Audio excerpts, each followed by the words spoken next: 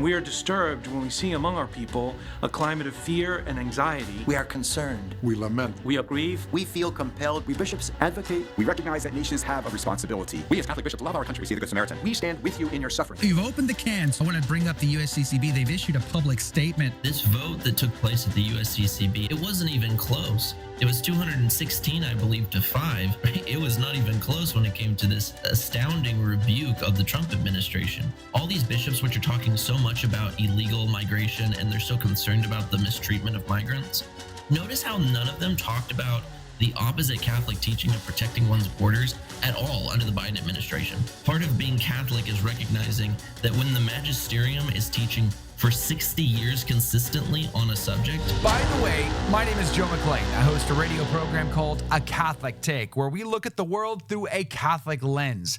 I'd love for you to hang out with us. If you like it, give it a thumbs up and let us know what you think in the comments below. That's why America, if it wants to, if you will, become America first, it actually has to prioritize its own civic philosophy again.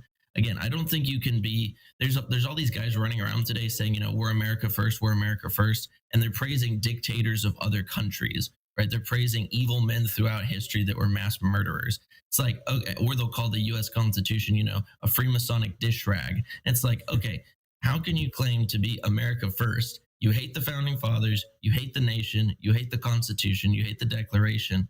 Maybe you should just leave. Right. But we have to prioritize the founders' philosophy again in public education. If we're not doing that, then, of course, we're going to be long term really hampered because of it. But what if there's something in the founding fathers' philosophy that would contradict us as Catholics? Is there anything like that? I think if you are operating from a very strict traditionalist perspective, of course, you're going to run into major issues. Like, of course, there's always the classic debate about what does the First Amendment really mean and how would that, fall under light in the context of, things like the syllabus of errors or something.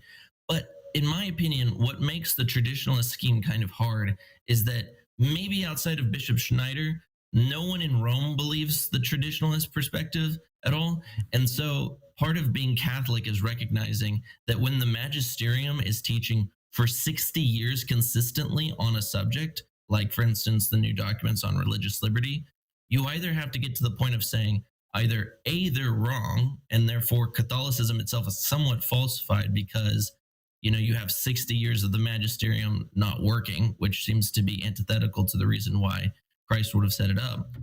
Or B, the real Pope is out there and no one knows who he is. But I think we all see the problem with that latter view. Yeah, that's a tricky piece of business there. But you've opened the can, so let's go there. The traditional Thomist is on the team today. We're talking about the immigration issue, H-1B visas, but also the USCCB issuing a new special message on immigration coming out of Baltimore, and a new program to boot called "You Are Not Alone."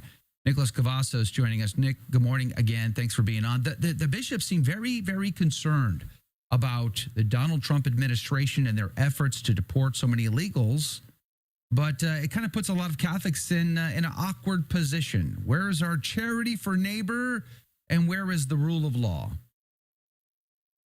Yeah, what about the authority of Scripture, which talks about, a nation's rights to take care of the evil within its own? It's something that's very concerning. This vote that took place at the USCCB, I actually covered last night in an episode. It wasn't even close. It was 216, I believe, to 5. Right? It was not even close when it came to this, right, kind of astounding rebuke of the Trump administration. One goes in and reads the language of the document. You find all kinds of language like, we're concerned for our, immigrant brothers and sisters. There have been immigrants who have lost their legal status here, and the way that they frame it especially is that there have been almost citizens who have been here who have been deported. And then you see this really brazen statement near the bottom where it says, we stand with you, or you are not alone, something to that effect.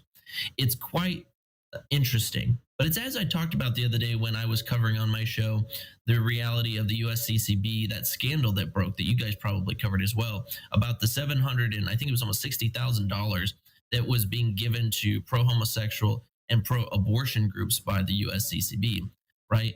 What I pointed out to my audience is no one can deny that the U.S. Bishops' Conference as an organization is very much so trending in a leftward way. I saw one person rightly say this. I think it might have been the brother of Pope Leo. Don't quote me on that completely, right? Take it with a grain of salt. But I thought it was apt when he said that Pope Leo is not a leftist. What I mean by leftist is, like a brazen revolutionary, right? Someone like a Pope Francis who was just out in the open, didn't really care, liked the controversy, liked the limelight.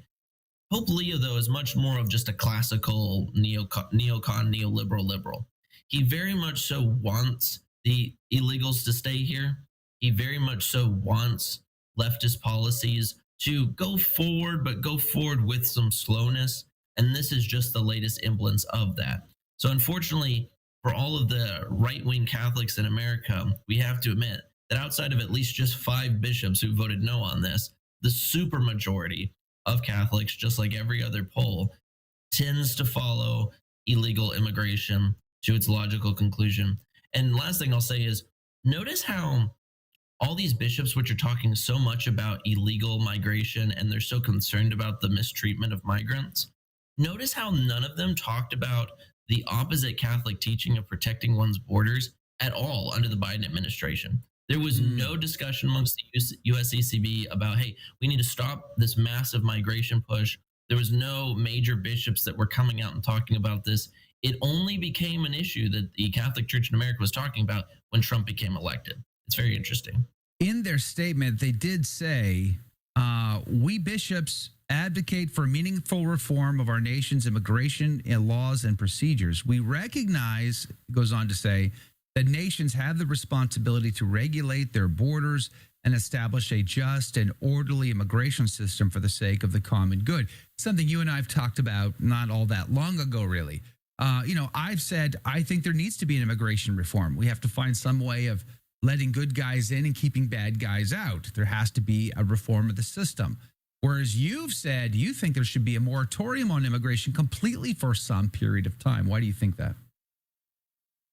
It needs to take place for several reasons, partially due to the economic reasons that we talked about earlier, prioritizing native-born Americans and things along that sort. But I look at it from more of the perspective of cultural homogeny. America loses itself when we detach ourselves from what I said earlier, the ideals of the founding fathers, but also the culture that they passed on. And when I say the culture, I don't mean the literal 17th century era culture, but what I mean is the broader European culture, the heritage of Western civilization that they passed down. We see so many things through the ideals of republicanism, free market capitalism, but then also Christianity that the founding fathers passed on to their posterity. When these things are removed and America is just seen as pretty much come all who wants and let's make a buck, it becomes a major problem. And so when we see whole states now, for instance, like California, our state is getting closer and closer, Joe, where the, Anglo populations are disappearing, right? Hispanic populations are increasing. It's a lot of times due to mass migration, mass illegal immigration, and also all of the anchor babies that they've been having. We have to say, is our nation really getting to the point of being taken over? And I do think it's true. While people want to call, it a racial, conspiracy theory of the mass replacement, the great replacement theory, I do believe there's some truth to it. I do believe that there is a conceited effort amongst many to see native-born populations of Europe and of America in some form or fashion replaced and displaced by foreigners in order for them to have not only the political power that is necessary to get elected, because I think that, for instance, most hardcore leftists wouldn't even be elected if it wasn't for some of these radical voting blocs that are non-American, but also because they want to see the continued use of slave labor, right? Paying wages under the table. So we need to reform our immigration system. I agree with the USCCB. We need to reform it, but I don't think that they're going to be very happy when they wake up and they realize what most young people want it to be reformed to. Couple of minutes left. What about Archbishop Coakley? He seems to be a more conservative bishop for sure. So where do you think he's going to land on this issue of immigration now that he's the president of the USCCB and he's going to have to interact with the Trump administration?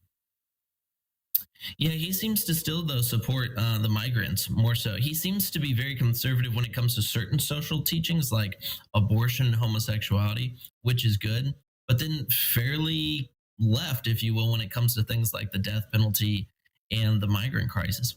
And again, this is going to show kind of the schizophrenia that's right now inside of the Catholic Church. What do we truly believe on the subject of the death penalty? What do we truly believe on the subject of a nation being able to take care of its borders? And like you talked about with Anthony in the last segment, the fact that we're not going to see any punishments being given toward this group of homosexuals that did their confirmation inside of one of the largest churches in America is quite telling. Unfortunately for Orthodox Catholics, I think they're left kind of out in the cold, if you will, scratching their head saying what's going on.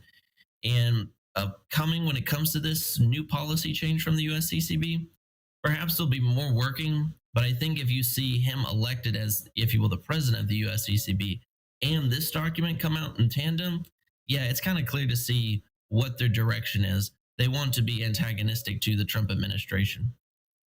So is this program that they've rolled out, is this just like talking points? Is it just propaganda? Is it fluff, or is there any meat on the bone?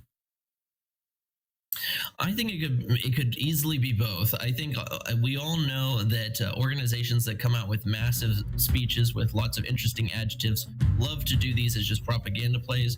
But I have a feeling that they're pretty upset for their loss of funding in the last couple of years. So it wouldn't surprise me if they're going to try to keep their funding through some type of program like this. Got it. Did you like that video? It's okay. You can admit it. It's perfectly fine. Hey, we cover the big stories of our day, from inside the church to outside the church to all points in between, and we do it from a Catholic perspective. It's called A Catholic Take. It's a radio program Monday through Friday. We live stream it right here on this channel, by the way, so make sure to subscribe, like, and share. We would be very grateful to you. And don't forget, you're going to want to watch this video right here because you don't want to miss anything.